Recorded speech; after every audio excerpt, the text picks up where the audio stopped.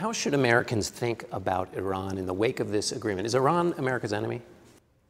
Well, Iran has been, obviously, and we've been at odds. I mean, the same way that Ronald Reagan negotiated with the Soviet Union, and the same way that Richard Nixon negotiated with what we then called Red China, we have now negotiated with somebody who took our embassy over, took hostages, has killed Americans, many of the things you hear people say, supported terrorism.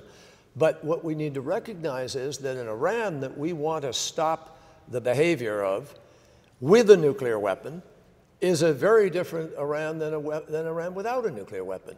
And we saw this opportunity, the president saw it, and committed us to try to find a way through diplomacy to end that program of nuclearization with a weapon, and that's exactly what we have done. But how, you say they were an enemy, what are they now? Well, I said they've been an enemy, yeah. I mean, we're still adversaries. We're not allies and friends by any means, and this agreement does only one thing.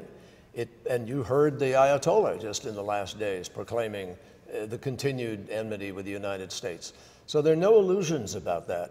What we know, however, is that an Iran without a nuclear weapon is a very different country than Iran with one, and that a Middle East without a nuclear weapon is a safer Middle East. So we believe that Israel, we believe the region, will ultimately be much safer because of this deal. Now, if we don't do this deal, if Congress says no to this deal, then there will be no restraints on Iran. There will be no sanctions left. Our friends in this effort will desert us. We will be viewed as having killed the opportunity to stop them from having a weapon. They will begin to enrich again, and the greater likelihood is what the president said the other day, you'll have a war. Last question. If you don't get a majority in Congress to support this deal, doesn't that undermine the deal?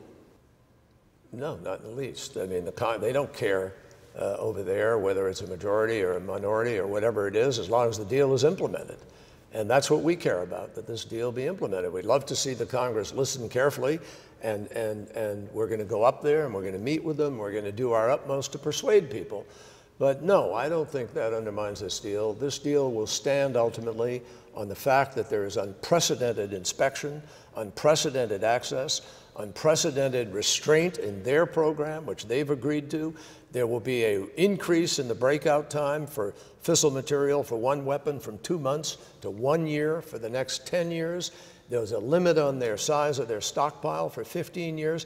For 25 years, they are going to have to allow tracking and monitoring of their mining, of their uranium, all the way through the fuel cycle. And our experts are convinced that we will know what they were doing, and we will be able to protect our security interests and the interests of the region.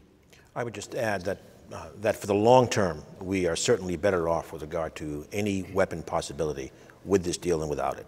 That starts day one, and it goes on essentially indefinitely. All right, Secretary Moniz. Thank you very Secretary much. Kerry, thank you. Thank you.